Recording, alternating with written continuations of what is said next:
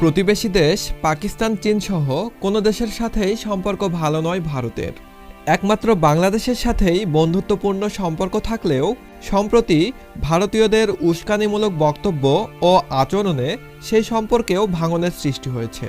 বিশেষ করে আগরতলায় বাংলাদেশি হাই কমিশনে হামলা। এই ঘটনার পর একরকম ভারত বাংলাদেশ বন্ধুত্বপূর্ণ সম্পর্ক যেন শত্রুতায় পরিণত হয়েছে।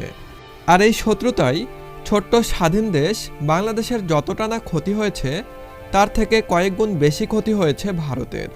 ভারত থেকে বাংলাদেশ মুখ ফিরিয়ে নেওয়ায় তাদের যেন বন্ধু রাষ্ট্র বলতে আর কেউ থাকলো না। আবার বাংলাদেশ ইস্যুতে ভারতের অভ্যন্তরেও দেখা গেছে রাজনৈতিক সংকট।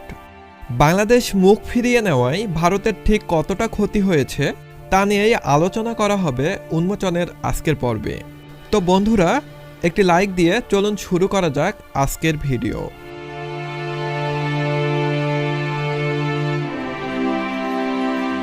ভারতের কলকাতায় নিউ মার্কেট এলাকায় মার্কিউস স্ট্রিটকে সেখানকার ব্যবসায়ীরা মিনি বাংলাদেশ বলে থাকেন, কারণ এই এলাকায় গড়ে ওঠা সকল ব্যবসা প্রতিষ্ঠান, হোটেল, রেস্তোরাঁর প্রধান কাস্টমার বাংলাদেশিরা। কিন্তু বাংলাদেশিরা না যাওয়ায় সেই মার্কিউস স্ট্রিটে চলছে প্রচণ্ড হাহাকার। বাংলাদেশিদের উপস্থিতি কমে যাওয়ায় সেখানে ব্যবসা বাণিজ্যে ধস নেমেছে। স্থানীয় ব্যবসায়ীরা জানায়, এভাবে চলতে থাকলে হয়তো কিছুদিনের মধ্যেই তাদের ব্যবসা প্রতিষ্ঠান বন্ধ করে দিতে হবে। হিন্দুস্তান টাইমসের এক প্রতিবেদনে কলকাতার ব্যবসায়ীদের হাহাকারের সুর যেন আরও করুণ হয়ে ধরা পড়েছে। অনেক ব্যবসায়ীরা বলছেন বিক্রির 12টা বেজে গেছে। এভাবে চলতে থাকলে হয়তো অনেকের ব্যবসা বন্ধ হয়ে যাবে। বাংলাদেশিরা না যাওয়ায় ব্যবসার এই হাল বলে জানিয়েছেন সেখানকার ব্যবসায়ীরা। শুধু কি কলকাতা? না, বাংলাদেশের সাথে বৈরী সম্পর্কের আবহাওয়ায় যেন ভারতের অর্থনীতি ধসে যাওয়ার মতো অবস্থা।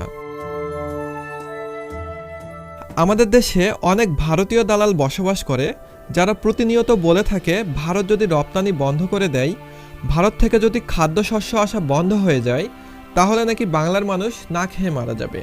এটা কি আদৌ সত্যি? না, এই কথাটা একেবারেই সত্যি নয়। বাংলাদেশ ভারতের বিকল্প হিসেবে পাকিস্তান, মিশর, আর্জেন্টিনা, ব্রাজিল থেকে পণ্য আমদানি করছে। দেখা গেছে ভারতের থেকে অনেক কম মূল্যে অনেক পণ্যই বাংলাদেশে এসে পৌঁছেছে। বলা যায় ভারত থেকে পণ্য আমদানি বন্ধ করে বিকল্প হিসেবে অন্যান্য দেশ থেকে আমদানি করে দেশের চাহিদা মেটাতে বাংলাদেশের তেমন কোনো সমস্যা পোহাতে হচ্ছে না। চলুন এবার আমরা ভারতের দিকে খেয়াল করি। বাংলাদেশ ভারত থেকে পণ্য আমদানি বন্ধ করায় ডলারের বিপরীতে ভারতীয় রুপির মূল্য সর্বকালের সর্বনিম্ন পর্যায়ে নেমে গেছে। 10 ডিসেম্বর মঙ্গলবার আন্তর্জাতিক বাজারে ইতিহাসে এই প্রথম ভারতের রুপির মূল্য ডলারের বিপরীতে 84.85 নেমে আসে। বিপরীতে শক্তিশালী হয়ে উঠেছে বাংলাদেশের টাকা। আবার ভারত বাংলাদেশের মধ্যে উত্তেজনা বিরাজমান থাকায় বাংলাদেশে ভারতীয় রুপির বিক্রি একেবারে কমে গেছে। রয়টার্সের সূত্র মতে মার্কিন ডলারের বিপরীতে ভারতীয় রুপির দরপতন অব্যাহত রয়েছে। বলা যায় বাংলাদেশে ভারতীয় পণ্য রপ্তানি বন্ধ হওয়ায় ভারতে বৈদেশিক মুদ্রার রিজার্ভ কমে যাচ্ছে, যার কারণে আন্তর্জাতিক বাজারের পাশাপাশি বাংলাদেশের বাজারেও দাম কমছে ভারতীয় রুপির। বিষয়টাকে যদি আমরা এভাবে ভাবি, ধরে নেই ভারত একজন দোকানদার আর বাংলাদেশ সেই দোকানের একজন নিয়মিত ক্রেতা। দেখা গেছে ভারত সারাদিনে বিক্রি করে 10,000 টাকা, আর সেই 10,000 টাকার মধ্যে ভারত বাংলাদেশের কাছে বিক্রি করে 5,000 টাকা।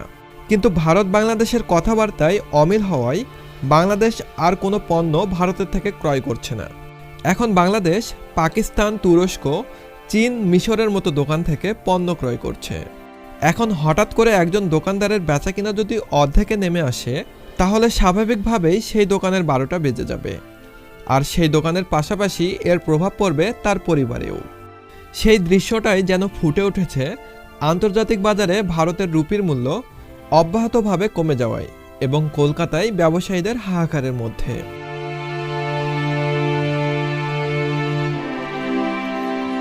পাকিস্তানের মতো মুসলিম অধ্যুষিত দেশের সাথে দীর্ঘদিনের শত্রুতার পর এবার বাংলাদেশের মতো মুসলিম অধ্যুষিত দেশের সাথেও শত্রুতায় জড়াচ্ছে হিন্দু অধ্যুষিত দেশটি। বিশেষ করে মুসলিম প্রধান দেশ বাংলাদেশের বিরুদ্ধে তারা যে প্রোপাগান্ডা ও মিথ্যাচার ছড়িয়েছে তা নিন্দিত হয়েছে বিশ্বব্যাপী। সেই ধারাবাহিকতায় ভারতকে বয়কট করতে বাংলাদেশের মুসলমানরাই শুধু নয়, অন্যান্য মুসলিম রাষ্ট্রগুলোও ভারতকে বর্জনের ঘোষণা দিচ্ছে। এরই মধ্যে সংযুক্ত আরব আমিরাতে ভারতীয়দের ভিসা বাতিলের হিড়িক পড়ে গেছে। আরব আমিরাত সরকার ভারতীয়দের সে দেশের পর্যটক হিসেবে আর চায় না, তাই ভারতীয়দের ভিসার যত আবেদন পড়েছে তা গণহারে বাতিল করছে। ইন্ডিয়ার জনপ্রিয় গণমাধ্যম টাইমস অফ ইন্ডিয়ার এক প্রতিবেদনে এই তথ্যই উঠে এসেছে।